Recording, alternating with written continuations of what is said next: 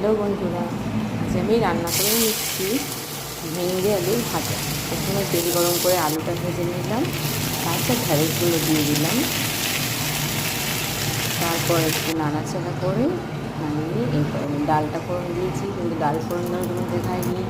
মাছে হলুদ মাখিয়ে তেল গরম করে মাছটা ভেজে নিলাম। মাছ ভালো হচ্ছে, মাছটা এবার নামিয়ে নেব। নিয়ে মাছের জন্য আলু কাঁচা আম দিয়ে মাছের ঝোল করবো। মাছটা ভেজে নিয়ে তারপরে আবার মাছগুলো পাঁচফোড়ন দিয়ে আলু দিয়ে ভেজে নুন দিয়ে আলুটা লাল করে ভেজে তারপরে মশলাটা যে বাড়ির মধ্যে করে রেখেছিলাম ওটা দিলাম। তারপরে কষিয়ে তখন এদিকে ভাত ফুটছিল, এদিকে আমার ঝোলটাও ফুটে এসছে। তারপরে মাছের ঝোলটা নামিয়ে